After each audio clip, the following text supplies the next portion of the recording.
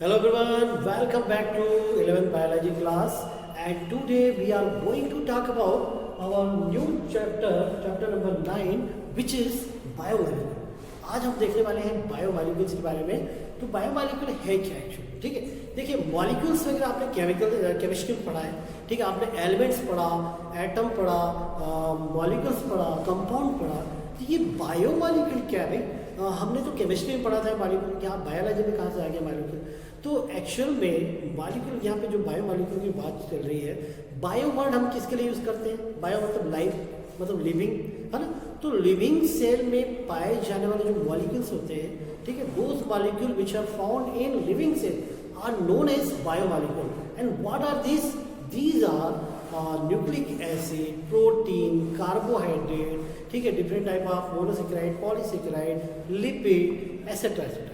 ये सब जो मॉलिक्यूल हैं, इनको क्या हम मॉलिक्यूल बोल सकते हैं? और ये किन में पाए जाते हैं? हमारी बॉडी के अंदर पाए जाते हैं भाई। हमारी बॉडी के अंदर कार्बोहाइड्रेट है, प्रोटीन है, फैट्स है, ये सब चीज़ें हैं, विटामिन भी है, मिनरल भी, ठीक है। तो ये सब हमारे बायोमॉलिक्यूल्स कहलाते हैं। और ये मॉलिक्यूल्स फॉर्म किससे होते हैं? In whole living world there are various kinds of plant and animal species, ठीक है, living and non living things, ठीक है, dead things। तो ये जितने सारी चीज़ें हैं उसमें कुछ ना कुछ कॉमन एक चीज़ होती है, और सभी में क्या होते हैं? कुछ एलिमेंट्स होते हैं, जैसे कार्बन, हाइड्रोजन, ऑक्सीजन, नाइट्रोजन। ये कार्बन, हाइड्रोजन, ऑक्सीजन, नाइट्रोजन, है ना, कुछ और फास्फोरस, सल्फर। तो ये जो है ये कुछ कॉमन एलिमेंट हैं जो किन में पाए जाते हैं? स्पेशली ऑर्गेनिज्म में पाए जाते हैं, और कुछ नॉन लिविंग थिंग में भी पाए जाते हैं। अब यदि सपोज हम एक प्लांट और एनिमल टिश्यू लें, ठीक है, और उसको हम ऑब्जर्व करें, तो वहाँ पे हम क्या देखेंगे कि ये सब एलिमेंट्स हैं उसमें, ठीक है। फिर हम कुछ अर्थ क्रस्ट से हम यदि मिट्टी लें और उस मिट्टी में यदि इसका मेजरमेंट करें, तो वहाँ पे भी हमको ये एलिमेंट्स मिलेंगे। तो कुछ चीज़ें सेम होती हैं, लेकिन लिविंग ऑर्गेनिज्म के अंदर क्या होती है? मॉलिक्यूल्स प्रेजेंट होते हैं। मॉलिक्यूल्स के फॉर्म में, क्योंकि ये मॉलिक्यूल किन से बन रहे हैं? इन्हीं एलिमेंट्स से ही फॉर्म होते हैं, ठीक है। तो इनको हम क्या कहेंगे? बायोमॉलिक्यूल कहेंगे। तो यदि हम एक टिश्यूज़ को लें और उसका हम ट्राइक्लोरोएसिड एसिड के साथ उसका मिक्स करें और फिर उसको स्टेन करें, ठीक है, तो स्टेन करने के बाद हम देखेंगे कि दो तरह के मॉलिक्यूल वहाँ पे सेपरेट होते हैं, ठीक है। तो बायोमॉलिक्यूल में दो तरह के मॉलिक्यूल सेपरेट हो जाएंगे। एक कहलाते हैं माइक्रो बायोमॉलिक्यूल और एक हो जाएंगे मैक्रो बायो, ठीक है। माइक्रो में बायोमॉलिक्यूल में क्या आ जाएंगे? इसमें आ जाएंगे वाटर आएगा, ठीक है, अपना एमिनो एसिड आ जाएगा, एमिनो एसिड, ठीक है, और क्या आ जाएगा? मोनोसेकेराइड भी आ जाएगा इसमें, मोनोसेकेराइड, है ना, कार्बोहाइड्रेट मोनोसेकेराइड और ओलिगोसेकेराइड इसमें आ जाएंगे, ठीक है। और क्या आ जाएंगे? इसमें लिपिड्स भी आ जाएंगे, ठीक। मैक्रो मॉलिक्यूल में क्या क्या आ जाएंगे? मैक्रो मॉलिक्यूल में आ जाएंगे सबसे पहले प्रोटीन, न्यूक्लिक एसिड आ जाएंगे, ठीक है। और क्या आ जाएंगे इसमें? और एक आ जाएगा इसमें पॉलीसेकेराइड, ठीक। ये सब चीज़ें इसमें आ जाएंगी। तो माइक्रो मॉलिक्यूल में water, amino acid, monosaccharide, oligosaccharide, ये सब आ जाएंगे। और मैक्रो मॉलिक्यूल में क्या आ जाएंगे? न्यूक्लिक एसिड, प्रोटीन, और क्या आ जाएंगे? पॉलीसेकेराइड, ठीक।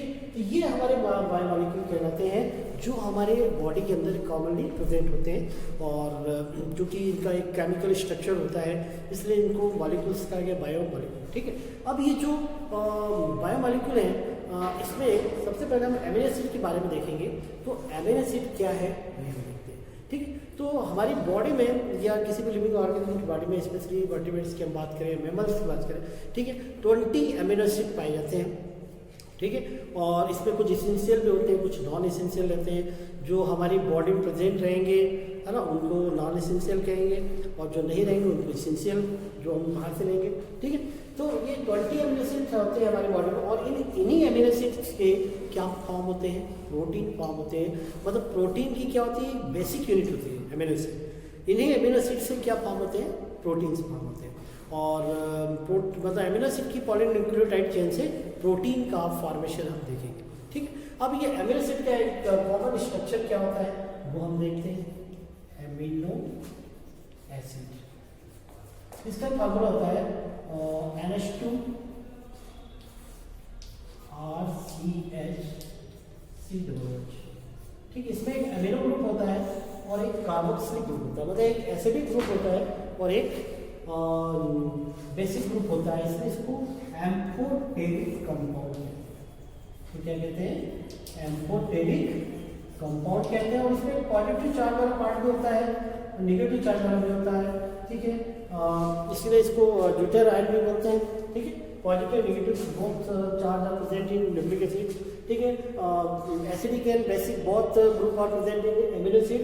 सो amino acid is known as amphoteric compound. हमारी बॉडी में बहुत सारे अमीनो एसिड आप जानते होंगे, जैसे एलेनिन है, ठीक है, टायरोसिन है, ये टायरोमेटिक ग्रुप होता है, कुछ एसिडिक ग्रुप होते हैं, कुछ बेसिक ग्रुप होते हैं।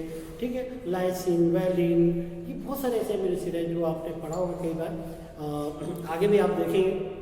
ठीक है, तो इन्हीं मेन अमीनो एसिड से क्या तैयार होते हैं, प्रोटीन्स तैयार होते हैं। मतलब प्रोटीन की क्या होगी, बेसिक यूनिट। आगे देखते हैं। Hello everyone, welcome back to class 11th biology, and today we are again going to start biomolecule chapters. ठीक है, बायोमॉलिक्यूल्स में हम आगे कंटिन्यू करेंगे। In the last class we saw about introduction of biomolecule. हमने बायोमॉलिक्यूल्स के बारे में देखा था, बायोमॉलिक्यूल्स के टाइप्स देखे थे, माइक्रो मॉलिक्यूल, मैक्रो बायोमॉलिक्यूल। ठीक है, और हमने देखा था कि पूरे लिविंग वर्ल्ड में जो ऑर्गेनिज्म होते हैं, प्लांट या एनिमल या लिविंग या नॉन लिविंग, सभी में कुछ कॉमन बातें भी होती हैं, कुछ कॉमन केमिकल्स होते हैं, एलिमेंट्स होते हैं, कुछ मॉलिक्यूल्स होते हैं।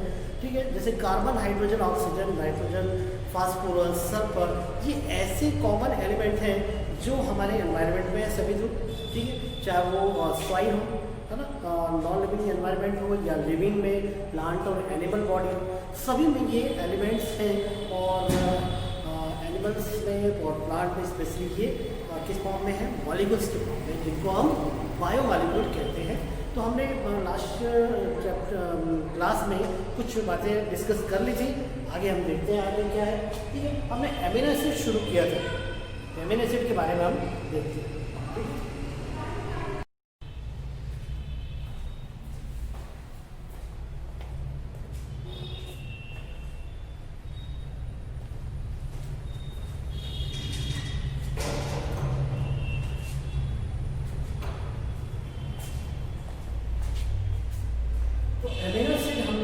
है, क्या शुरू किया था हमने, एमिनो एसिड हमने शुरू किया था। फॉर्मूला मैंने बताया था एमिनो एसिड का,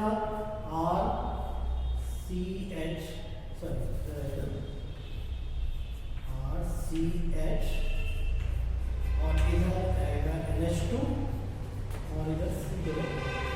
तो RCH इधर NH2 और इधर CH।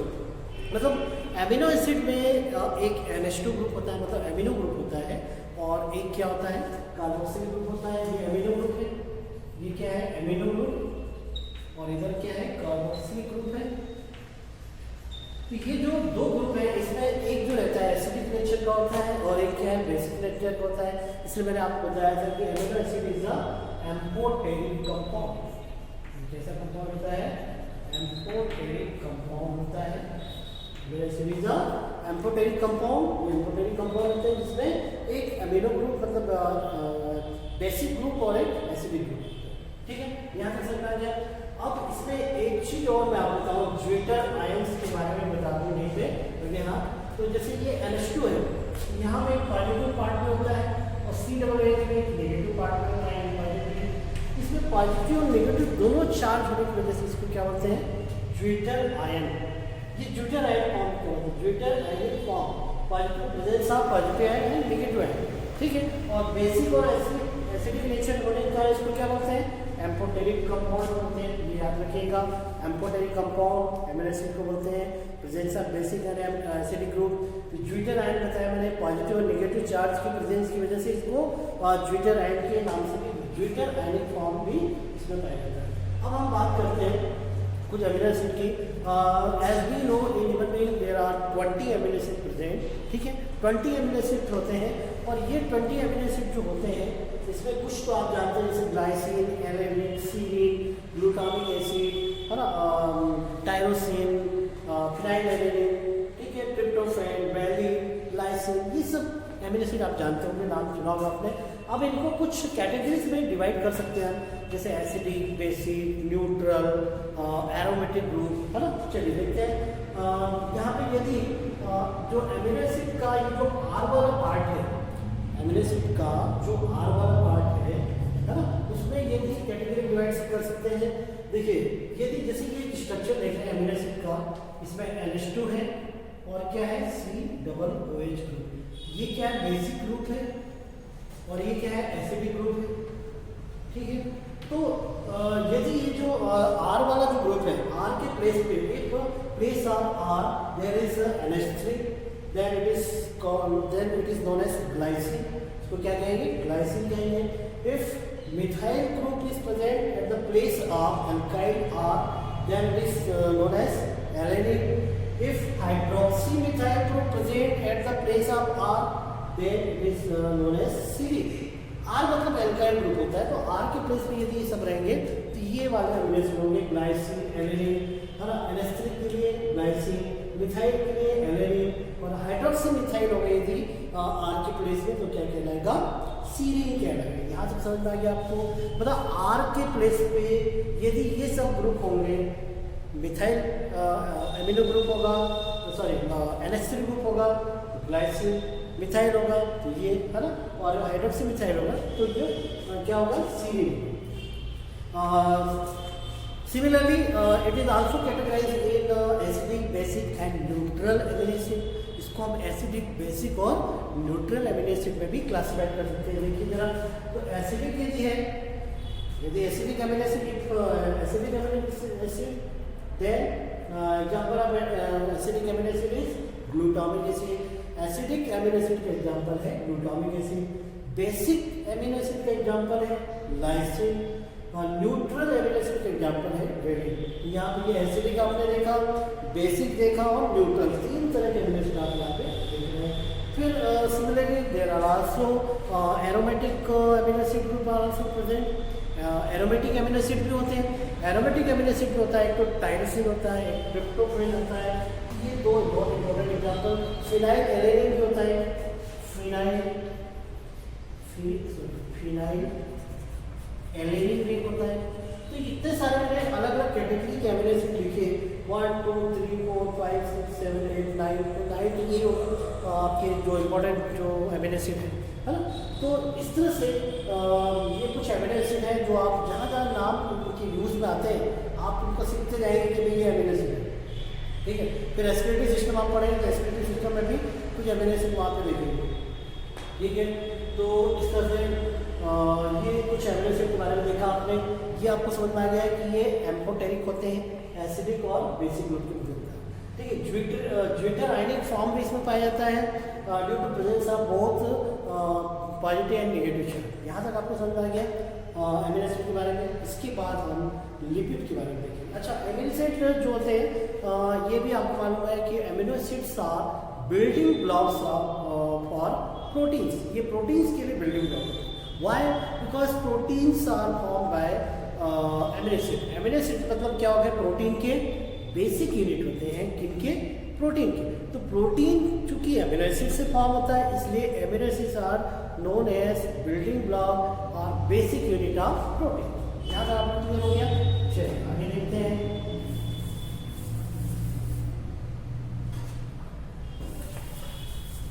तो अमीनो एसिड आपने बहुत अच्छे से समझ लिया, और अमीनो एसिड में आपने देखा कि कितने तरह के अमीनो एसिड होते हैं, कौन कौन से ग्रुप जुड़े रहते हैं, उसको एम्फोटेरिक क्यों कहते हैं, ज्विटर आयनिक ग्रुप क्या होते हैं, एसिडिक, बेसिक, न्यूट्रल, ठीक है, और एरोमेटिक, ये कुछ हमने कैटेगरी अमीनो एसिड में देखी और ये भी जाना कि amino acids are building blocks of protein. After then we are going to talk about lipids, lipid के बारे में हम देखेंगे। तो ये सब छोटे छोटे पार्ट्स हैं यहाँ पे माइक्रो बायोमोलिक्यूल में जो ज़्यादा आते तो नहीं है लेकिन नॉलेज के लिए जरूरी है ना, तो आप देखते जाएं, आपके एनसीईआरटी में भी दिए हुए हैं। तो लिपिड्स के बारे में आगे हम देखते हैं, आगे हम क्या देखेंगे, लिपिड्स। तो लिपिड्स क्या होते हैं? Lipids are actually derivatives of fats. Lipids क्या होते हैं कि फैट्स के डेरिवेटिव होते हैं। आपने कुछ लिपिड्स हमने अभी पिछले लेक्चर में सेल मेम्ब्रेन के बारे में पढ़ा था, वहाँ पे आपने फास्फोलिपिड का नाम सुना था, फास्फो प्रोटीन का नाम सुना था, और ये भी आपने पढ़ा था cell membrane is made up by phospholipid bilayer, है ना। तो लिपिड आपने वहाँ पर पढ़ा था। तो ये लिपिड क्या है एक्चुअल में, डेरिवेटिव्स ऑफ फैट्स हैं, and phospholipid and phosphoproteins are constituent elements of cell membrane. ये सेल मेम्ब्रेन के कॉन्स्टिट्यूएंट एलिमेंट्स होते हैं, ठीक है। Is it clear? Okay, alright. चलिए नेक्स्ट देखते हैं लिपिड्स। तो lipids are generally water insoluble compounds, ठीक है। मैंने आपको बताया कि lipids are derivatives of fats, fat से डायरेक्ट होने वाले कंपाउंड होते हैं, and lipids are water insoluble compound. ये वाटर इनसॉल्युबल कंपाउंड होते हैं, ये याद रखिएगा, ठीक है। और क्या होते हैं, they could be simple fatty acid, they could be simple fatty acid. Fatty acid has a carboxylic group, fatty acid has a carboxylic group attached to alkyl group, R मतलब अल्काइल, ठीक है। और fatty acid has a carboxylic group attached to alkyl group, है ना। मतलब carboxylic group जो रहता है वो किससे अटैच होता है यहाँ पे फैटी एसिड में, अल्काइल ग्रुप से अटैच होता है, ठीक है। कुछ एग्जाम्पल देखिए आप यहाँ पे, पामिटिक एसिड का नाम आपने सुना होगा, फास्फोलिपिड, फास्फोप्रोटीन, लेसिथीन, ये कुछ अपने क्या है, लिपिड्स हैं। पामिटिक एसिड और अरेकिडोनिक एसिड, ये कुछ लिपिड्स के एग्जाम्पल यहाँ पे आप देख रहे हैं। हमारा जो मस्टर्ड ऑयल है, कोकोनट ऑयल है, ये सब इसमें भी फैटी एसिड के डेरिवेटिव्स हैं, मतलब लिपिड्स रहते हैं। ये पामिटिक एसिड हैज़ 16 कार्बन, मतलब 1 to 19 मोस्टली आप देखेंगे यहाँ पे लिपिड। तो पामिटिक एसिड जो होता है ये 16 कार्बन वाले कंपाउंड्स होते हैं, लिपिड होते हैं, ठीक है। और अरेकिडोनिक एसिड जो होते हैं, अरेकिडोनिक एसिड जो रहते हैं इसमें 20 कार्बन होते हैं, ठीक है।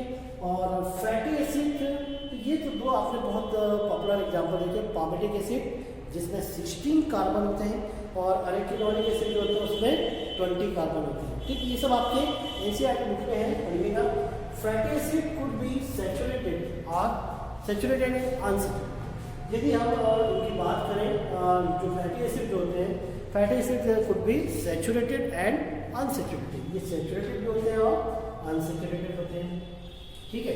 आप ऑर्गेनिक केमिस्ट्री अभी शायद नहीं पढ़े होंगे, यदि पढ़ लिया होगा बहुत अच्छी बात है। और शायद आपने 10th में भी पढ़ा था, एक ऑर्गेनिक कंपाउंड वाला एक चैप्टर था, उस ऑर्गेनिक कंपाउंड वाले चैप्टर में आपने ये सब बातें पढ़ी होंगी, है ना। सैचुरेटेड, अनसैचुरेटेड, हाइड्रोकार्बन पढ़ा होगा शायद आपने। तो हाइड्रोकार्बन आपने देखा होगा, there are 2 kinds of hydrocarbon, saturated hydrocarbon and unsaturated hydrocarbon. Saturated hydrocarbon जो होते हैं उनमें कार्बन की वैलेंसी सैचुरेट होती है, मतलब there is no double and triple bond. और जो अनसैचुरेटेड रहेंगे उसमें डबल और ट्रिपल बॉन्ड पाए जाएंगे, ठीक है। तो सैचुरेटेड हाइड्रोकार्बन, यहाँ पे फैटी एसिड की बात चल रही है, fatty acid could be saturated without double bond and without triple bond, मतलब इसमें ना तो डबल बॉन्ड होंगे और ना ही ट्रिपल बॉन्ड होंगे, किसमें, सैचुरेटेड फैटी एसिड। और जो अनसैचुरेटेड जो होते हैं, unsaturated fatty acid with 1 or more double और ट्रिपल बॉन्ड, ठीक है। तो अनसैचुरेटेड जो फैटी एसिड होते हैं उसमें डबल बॉन्ड या ट्रिपल बॉन्ड हो सकते हैं, एक या एक से अधिक, 1 or more than 1, ठीक है। तो ये जो होते हैं अनसैचुरेटेड एसिड फैटी एसिड, इसमें मस्टर्ड ऑयल है, कोकोनट ऑयल है, ये इसके लिए। अब हमारे लिए बेटर क्या रहता है, which type fatty acid are better for human being. तो ह्यूमन बीइंग के लिए ये जो अनसैचुरेटेड फैटी एसिड होते हैं, unsaturated fatty acid are better for human being, ठीक है। मस्टर्ड ऑयल है, कोकोनट ऑयल, इनमें क्या होते हैं, कार्बन के बीच में क्या होते हैं, डबल बॉन्ड हो सकते हैं, कार्बन के बीच में ट्रिपल बॉन्ड हो सकते हैं। तो ये जैसे जैसे बॉन्ड बढ़ते जाते हैं क्या अनसैचुरेटेड होते जाते हैं, डबल बॉन्ड, ट्रिपल बॉन्ड, ठीक है। तो एल्केन और एल्काइन आपने पढ़ा होगा, एल्केन में डबल बॉन्ड होते हैं और एल्काइन में ट्रिपल बॉन्ड, और जो एल्केन होता है वो सैचुरेटेड हाइड्रोजन होता है। तो ठीक उसी तरह यहाँ पे फैटी एसिड भी दो तरह के मैंने आपको बताया, एक होता है सैचुरेटेड जिसमें there is no double and triple bond, and या you can without double and triple bond, and unsaturated fatty acid with double और and triple bond, one or more than one, ठीक है। अब कुछ सिंपल लिपिड होते हैं जैसे glycerol, glycerol जो है एक सिंपल लिपिड का एग्जाम्पल है, ग्लिसरॉल किसका एग्जाम्पल है, सिंपल लिपिड का एग्जाम्पल है। कुछ एस्टर्स होते हैं, तो एस्टर में 3 फैटी एसिड होते हैं और एक एल्कोहल। एस्टर जो होते हैं, एस्टर्स है ना, इसमें 3 फैटी एसिड होते हैं, 3 फैटी एसिड जोड़ते हैं और एक जो होता है एल्कोहल, ये याद रखिएगा है ना। एस्टर वाले जो लिपिड होते हैं उनमें क्या होता है, फैटी एसिड 3 और एक एल्कोहल ग्रुप होता है। तो इतनी बातें आपको मैंने बताई लिपिड्स में। तो लिपिड में बताया मैंने, lipids are generally water insoluble compound and lipid could be simple fatty acid and fatty acid has a carboxylic attached to alkyl group, ठीक है। R group could be methyl or ethyl, R group जो होता है वो क्या हो सकता है, मिथाइल हो सकता है और इथाइल, ठीक है। मैंने कुछ एग्जाम्पल बताया, पामेटिक एसिड है ना, फास्फोलिपिड, फास्फोप्रोटीन, ये कुछ लेसिथिन, ये सब हमारी सेल मेम्ब्रेन के कॉन्स्टिट्यूटिंग पार्ट होते हैं, कंपोनेंट होते हैं सेल मेम्ब्रेन के। इसके बाद मैंने फैटी एसिड के बारे में बताया, कुछ सैचुरेटेड और अनसैचुरेटेड होते हैं। सैचुरेटेड में डबल और ट्रिपल बॉन्ड नहीं होते, जबकि अनसैचुरेटेड में डबल और ट्रिपल बॉन्ड होते हैं। तो लिपिड्स के बारे में इतनी बातें आपने देख ली, आगे देखते हैं, ठीक है। तो आगे क्या क्या है वो देखते हैं। इसके बाद हम बात करेंगे न्यूक्लिक एसिड की बात कर सकते हैं। तो देखते हैं न्यूक्लिक एसिड। तो न्यूक्लिक एसिड क्या होता है,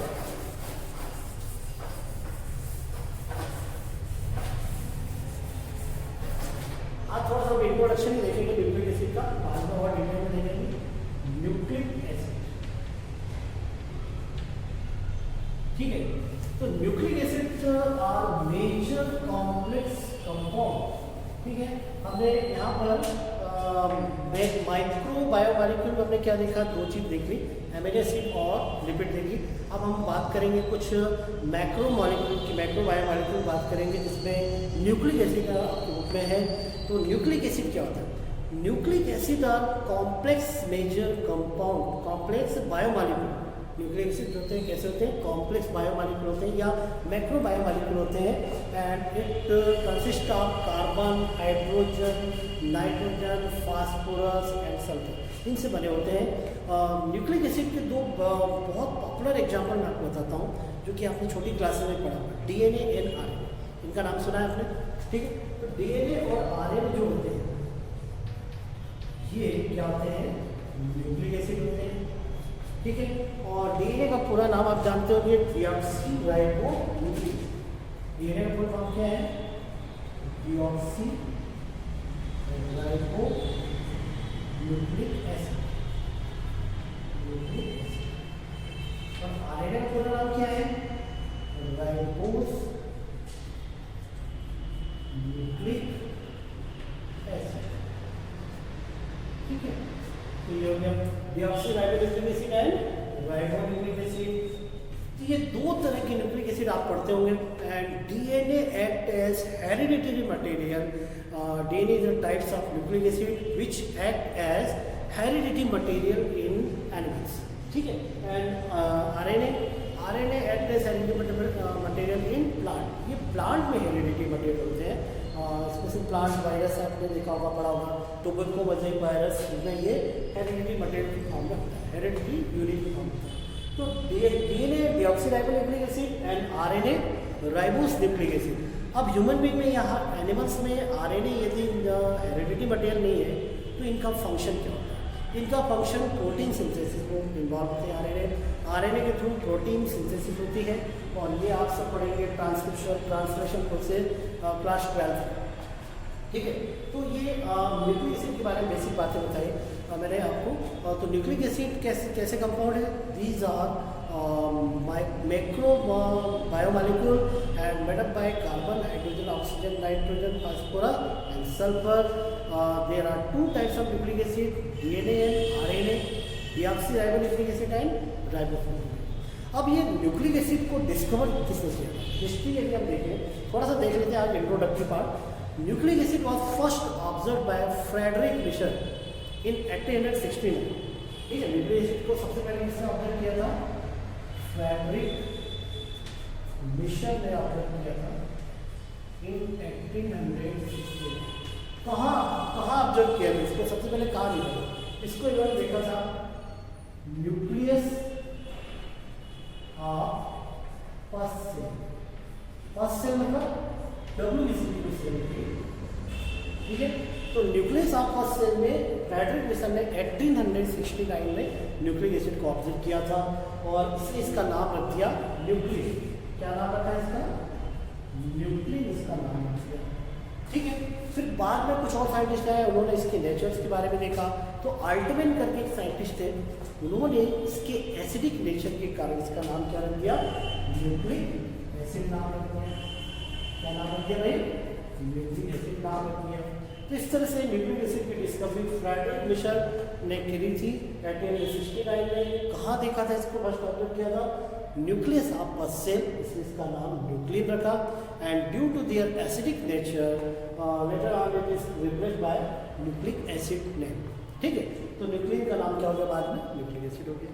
तो इतनी बातें आपने जानी कि भाई न्यूक्लिक एसिड क्या है, कॉम्प्लेक्स कंपाउंड है या मेजर या मैक्रो बायोमॉलिक्यूल है।